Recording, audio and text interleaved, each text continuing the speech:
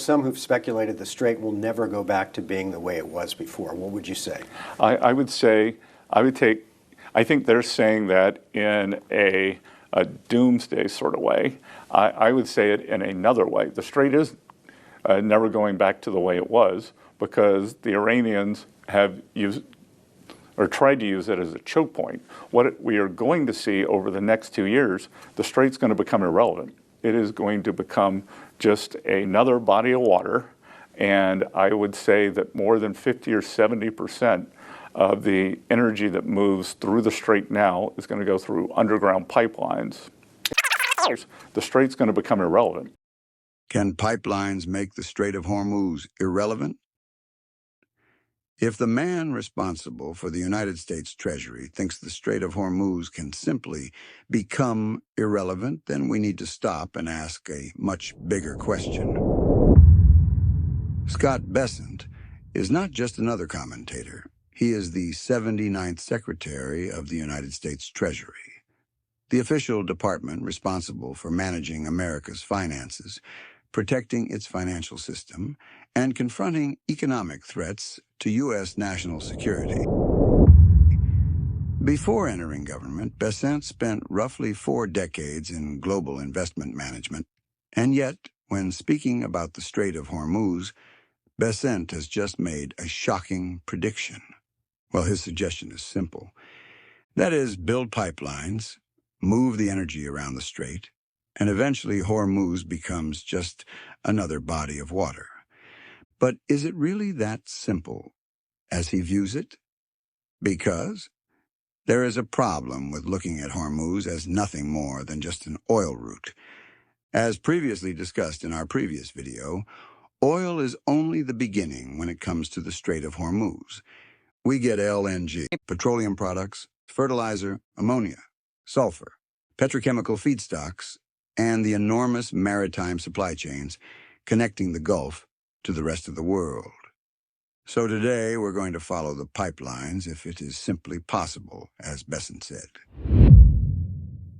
According to the Energy Information Administration, EIA, an independent statistical agency within the U.S. Department of Energy, its job is to collect, analyze, and publish data about energy around the world and in the United States, of course.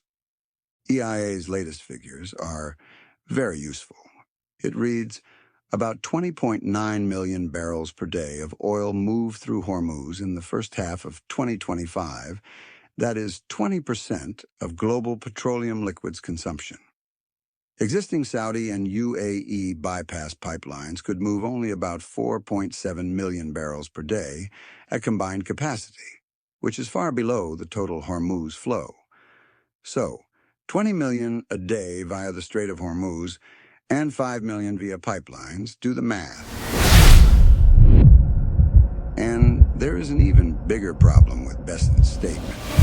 His pipeline suggestion only solves part of the problem, but our previous documentary's 4 systems give us the perfect structure. 1. Transportation from oil. So the pipelines can bypass Hormuz for some Gulf crude. That's real and a fact, but not that much. 2. Electricity from natural gas, or LNG. This is where his suggestion becomes less convincing. Because 20% of global liquefied natural gas, LNG trade, passed through Hormuz in 2024, primarily Qatar. Pipelines cannot simply replace those LNG tanker shipments to Asia and the international markets. 3. Agriculture from ammonia or fertilizer. This connects directly to the point we made in the first documentary.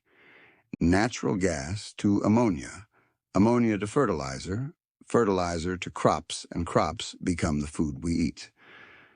With the agriculture side, if Qatar's LNG exports are disrupted, the consequences aren't limited to electricity.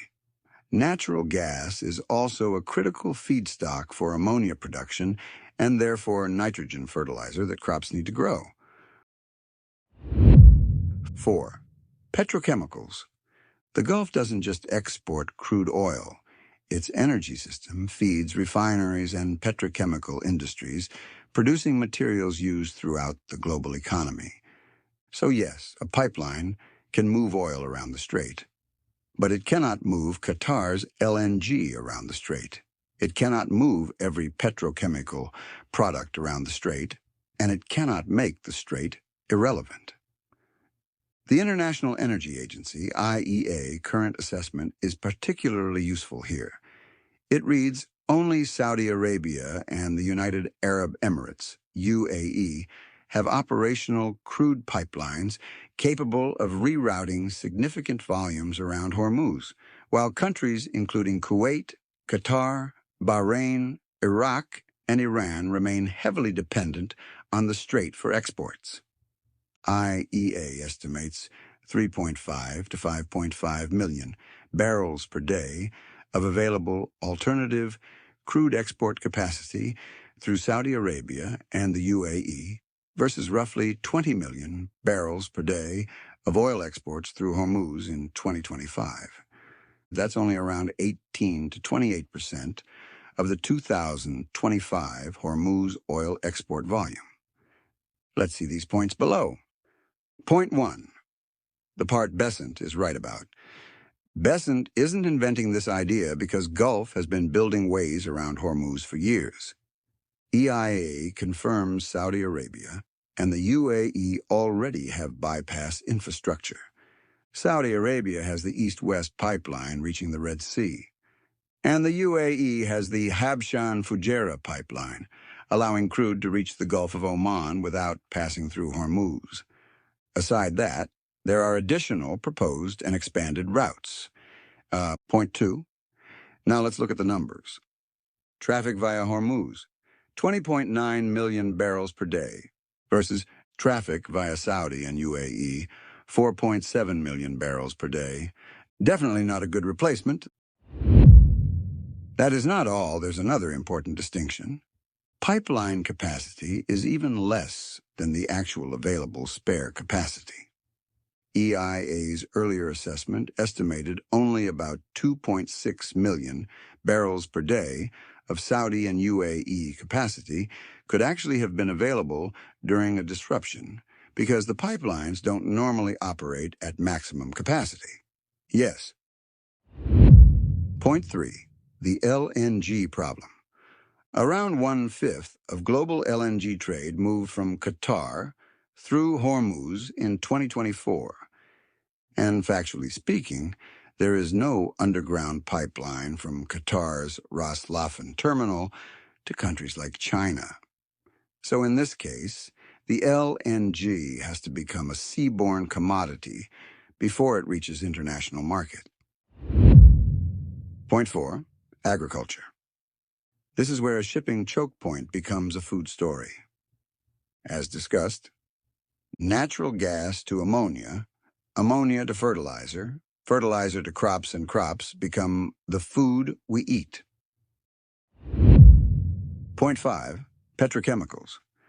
As we know, crude and natural gas-derived feedstocks also support everyday materials from petrochemical production.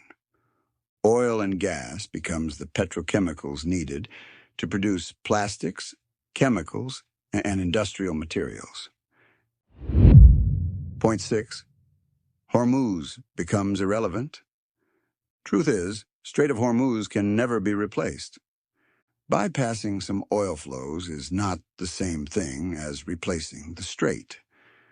Because Hormuz isn't just an oil pipeline in the ocean, it's the maritime gateway connecting the Persian Gulf's energy system to the rest of the world. The strait may actually become less important for some Gulf crude exports over time, but that doesn't mean it becomes just another body of water. Those are two completely different claims. The first is plausible.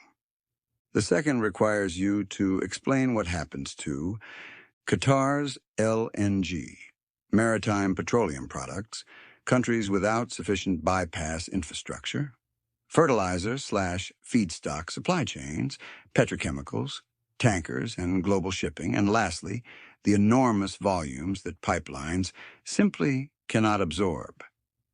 The funny part is that pipeline itself still depends on oil production, pumping infrastructure, terminals, tankers, ports, and the security of the surrounding region. And we've actually seen the vulnerability of the Saudi system during the current crisis. Reports in April said Saudi Arabia restored its east-west pipeline after attacks had affected its operations. Yanbu proves that an alternative exists. Yes, but it also demonstrates its limitations. The pipeline takes Saudi crude around Hormuz and delivers it to Yanbu. Then what? Yanbu to the tanker before reaching international markets. So the pipeline doesn't eliminate maritime transportation. It simply moves the starting point of the maritime journey from the Persian Gulf to the Red Sea. Hormuz bypass to Saudi pipeline to Yanbu to the tanker through Red Sea or Bab el-Mandeb before reaching global market. This also creates another issue because the Red Sea and Bab el-Mandeb Strait and the Suez route has its own security and capacity risks.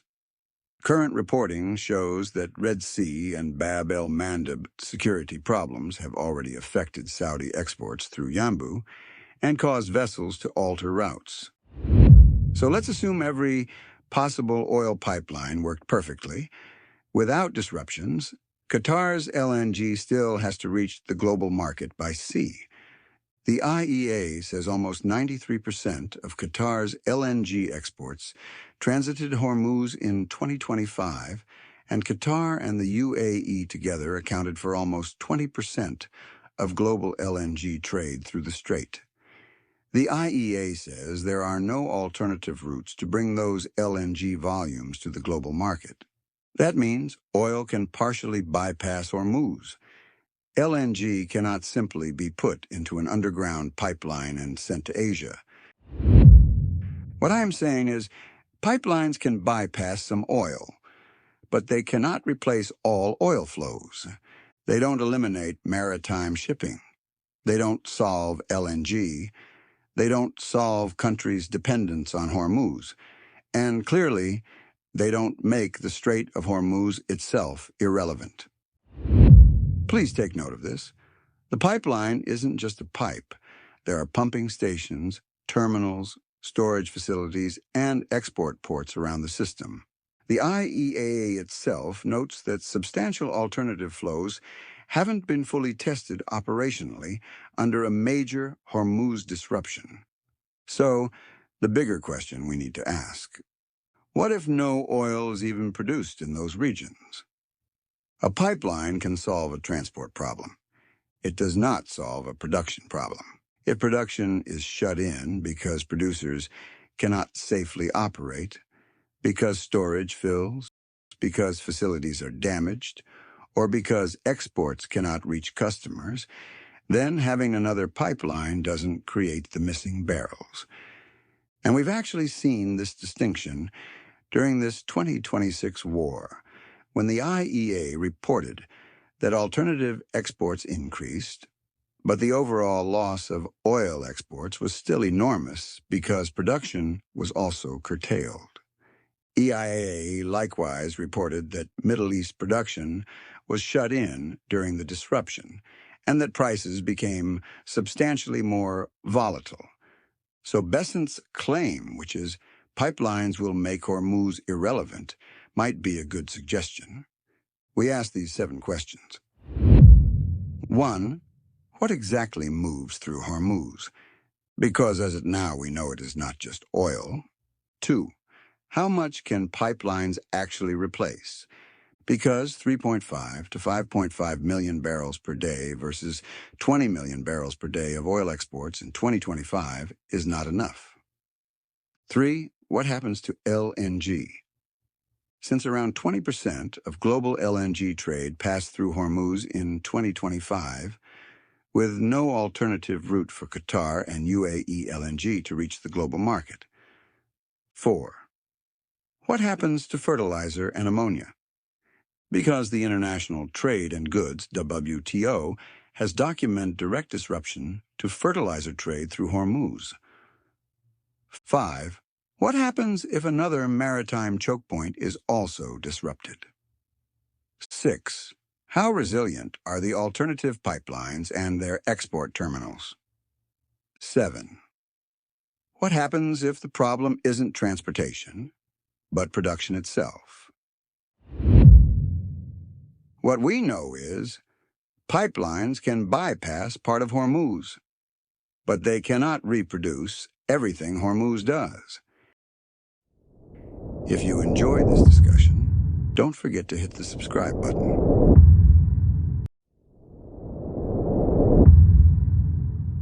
Welcome to Open Source Intelligence Vault, investigating the stories behind global events.